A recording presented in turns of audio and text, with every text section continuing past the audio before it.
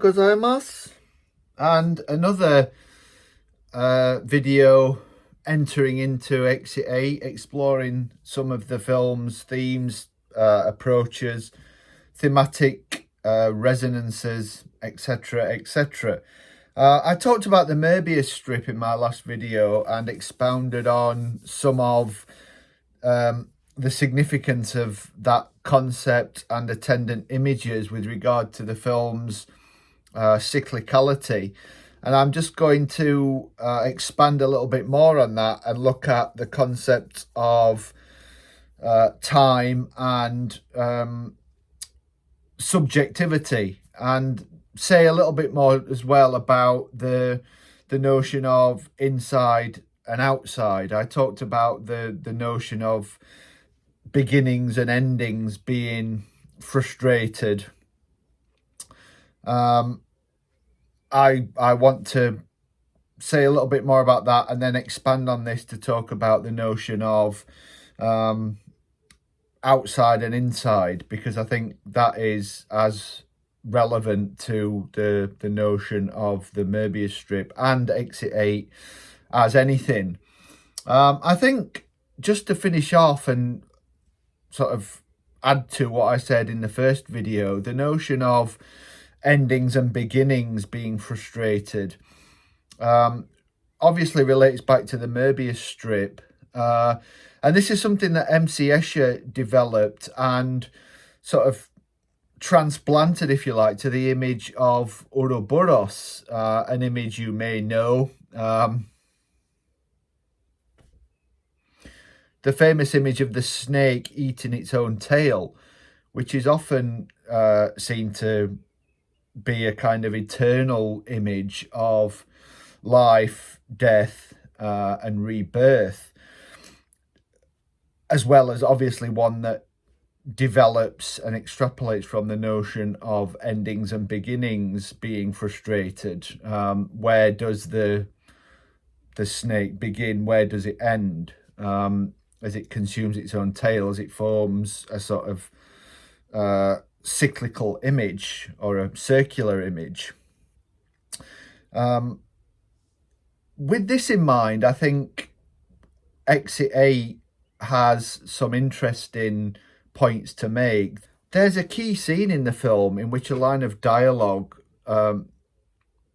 makes reference to the fact that this space in the film, this empty labyrinthine series of subway tunnels, is not or are not hell or purgatory. I think that would be a kind of idea or concept or symbol that many would leap on, and I think the film, quite slyly, a little bit with its tongue in its cheek, sort of raises only to kind of wink at the audience and try and put us off thinking about as an overriding concept. So the notion of the protagonists being in the afterlife, being in some kind of purgatorial space, is kind of delimited, or there is an attempt made to sort of dissuade us or laugh at us for thinking about that. Now, whether we choose to accept this or not, I mean, that there's no reason why we excuse me, shouldn't continue with that thought if we want to follow that line of thinking of purgatory or hell. We can, of course, choose to take it at face value or not, and either is fine. What I think is a little bit more resonant here is this notion of endings and beginnings factoring into a narrative where death and rebirth are kind of one and the same thing, if you like, or two sides of the same coin. By this, what I mean, once again, as I touched on in the last video, is that the film takes these quite abstract, grand you might say magniloquent concepts, death, rebirth, spirituality, and gives it a kind of resonance within a particular means of conceiving of its salience within everyday life. So we can sort of reconceptualize death and rebirth, not in the grand sort of cosmic sense of karma, if you like, or Buddhist cycles, although, you know, you may want to follow that track, but rather the notion of, as I said in the last video, of staying in a rut, staying in a bubble, or progressing, developing, growing, each of which entails a cycle of rebirth and death. As you know, you move on, you grow, you mature. In the case of the lost man, you go from being lost to being saved or being found, perhaps, and this is what we seem to be on the cusp of at the end. And this in itself is its own kind of death and rebirth, I think. Now, this may seem ostensibly quite an obvious thing to say about the film, but I think the interest is deepened when we consider the fact that the three key characters, and I think by extension, again, any of us, given that the opening of the film features the protagonist sort of blocking out ambient sound, blocking out the world around him and just goggling at his phone, as just about everybody else on the train that he's on is seen to be doing, and trying to ignore and completely sort of separate themselves from a lady with a screaming infant, which has obvious implications, given what I've already said. The sense of, again, resonance and relevance is high here. We can extrapolate from what we see in this opening that the film is concerned with the way that each of us is kind of locked into our own insular world, our own insular bubble. And this is a symptom of modern technology, perhaps social media. It looks like X that the character is on. And he's cryptically seeing tweets about the devastating sort of state of society and trying to block that out. And it's this that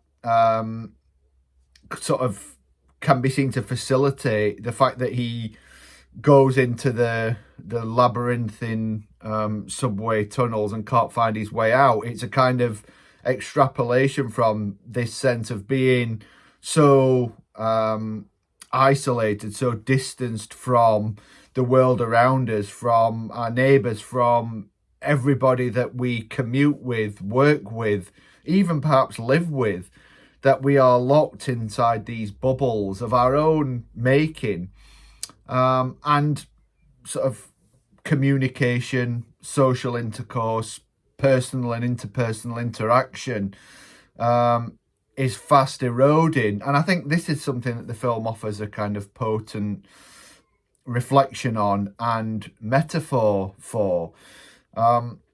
It's interesting with the second story about the man who the protagonist in the first story comes across, who seems largely to ignore him. His story features a scene at the end in which he appears to be able to escape, find exit 8 and escape from his own sort of insular loop and bubble. And cryptically, it's something that he does so by kind of forcing a separation from a young boy who has kind of attached himself to this man, and who will go on to be the protagonist in the third of the stories or chapters here.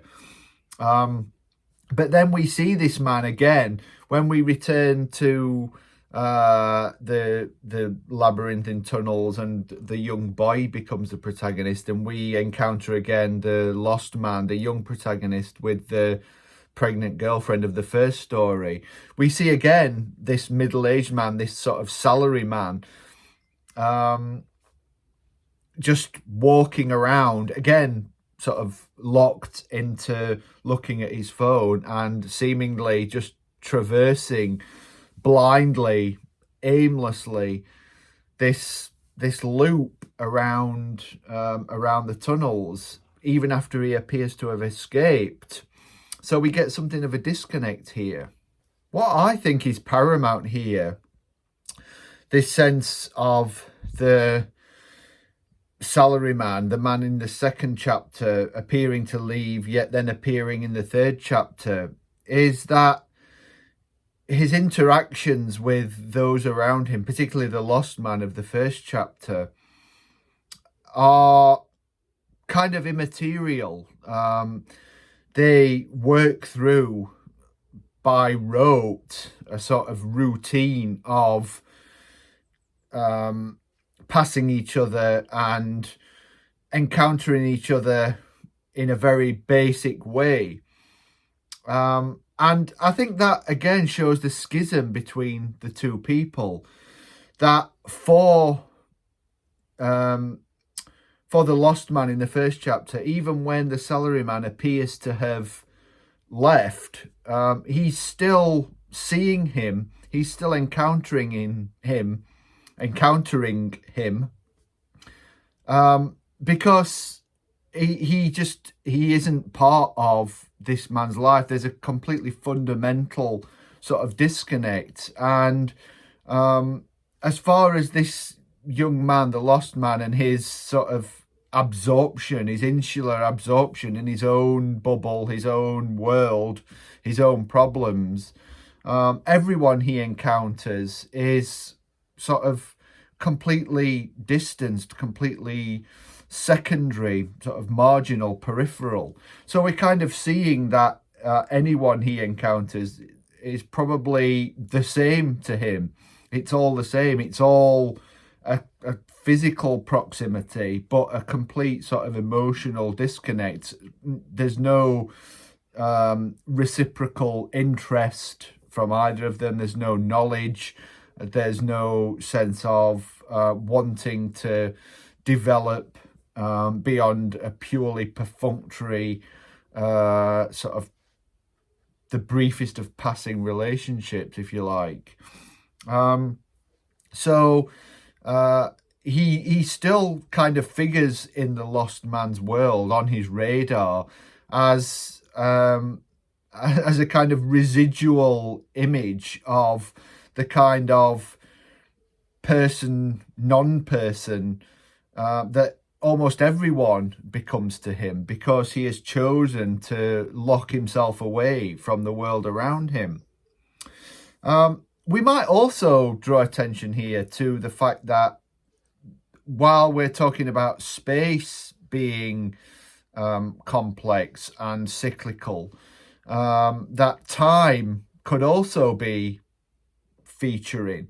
So there's no clear sense of a temporal linearity here. So it could be that the film is sort of confusing and conflating spatial and temporal complexities, sort of Möbius strips, if you like. So the actual sort of ordering of the stories is not in sequence, in linear progressive time, but rather we see the man go, and we sort of see that the young man, the lost man, is still in his own loop, and the two time frames are separate. Again, the fact that each person has a separate experience of time, if you like, that time becomes subjective. It's not organic. It's not standardized. It's not homogenous or unilateral. Everyone's experience of time is different.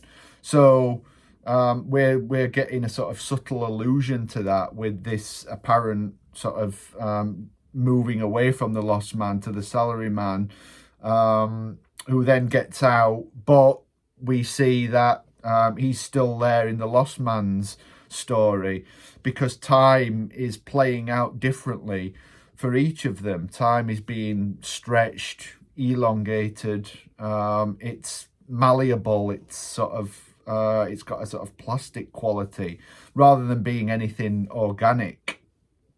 Okay, if you are still watching, thank you so much for so doing. I really do appreciate it. Comment, give me your takes on the film. I'm sure there are many things that I haven't touched on, of course, or, you know, contentions against what I have explored. Comment, let me know, like and subscribe, and stay tuned for a lot more to come in the near future. Bye for now.